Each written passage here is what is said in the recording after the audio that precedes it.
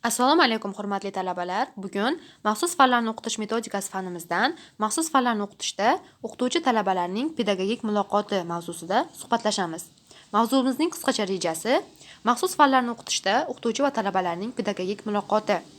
Ikkinchisi, maxsus fanlarni o'qitishda tadqiqotning nazariy metodologik asoslari. Uchinchisi, maxsus fanlarda pedagogik muloqotning muhim xususiyatlari.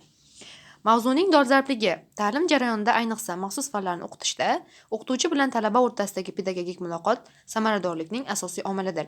Zamonaviy ta'limda interfaol texnologiyalar, kompetensiyaga asoslangan yondashuv, raqamli o'qitish, talabaning mustaqil fikrlashi, talabalarning o'quv motivatsiyasini oshirishda ilmiy asoslangan muloqot va texnologiyalarni qo'llashni talab qiladi. Shu sababli mazkur mavzu nazariy va amaliy jihatdan dolzarb hisoblanadi. Tadqiqotning obyekti oliy ta'limda maxsus fanlar, ya'ni masalan fizika, matematika, muhandislik, texnologiya, iqtisod, tibbiyot o'qitilish jarayoni hisoblanadi. Tadqiqotning predmeti maxsus fanlarni o'qitishda o'qituvchi va talabalarning pedagogik muloqot mexanizmlari, texnologiyalari va pedagogik sharoitlari. Tadqiqotning maqsadi maxsus fanlarni o'qitish jarayonida o'qituvchi va talabalar o'rtasidagi pedagogik muloqotni takomillashtirish, uni samarali tashkil etishning ilmiy nazariy asoslari, pedagogik shart-sharoitlari va texnologiyalarni ishlab chiqish hisoblanadi.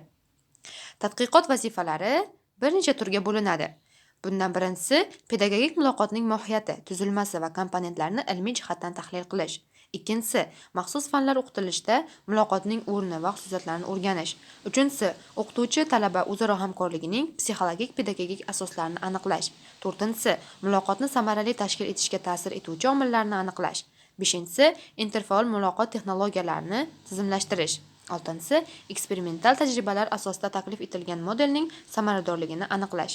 Tadqiqotning nazariy metodologik asoslari quyidagilardan iborat, ya'ni tadqiqot quyidagi nazariyalarga tayangan holda olib boriladi. Pedagogik muloqot nazariyasi: Leontov, Kankalik, Vygotsky. Shaxsga yo'naltirilgan ta'lim konsepsiyasi: konstruktiv yondashuv. Kompetensiyaviy ta'lim modeli: interfaol metodlar nazariyasi. Maxsus fanlarda pedagogik muloqotning muhim xususiyatlari.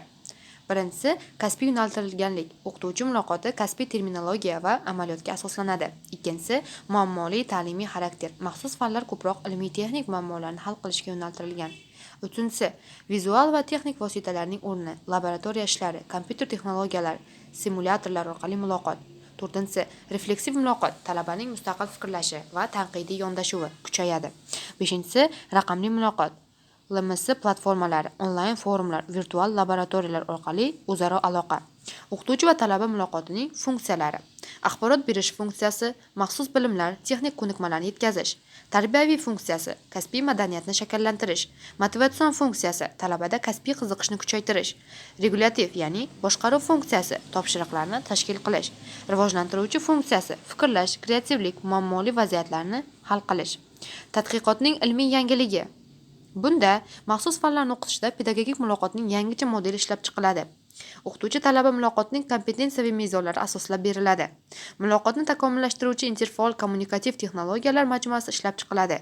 Talabalar o'quv faoliyatini faollashtiruvchi pedagogik shart-sharoitlar aniqlanadi. Tadqiqotning amaliy ahamiyati haqida.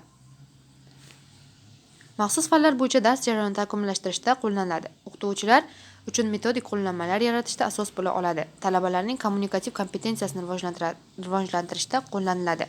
Oliy ta'lim muassasalari uchun o'quv jarayonini modernizatsiya qilishda amaliy yordam beradi. E'tiboringiz uchun rahmat. Video sizlar uchun foydali bo'ladigan umiddamiz.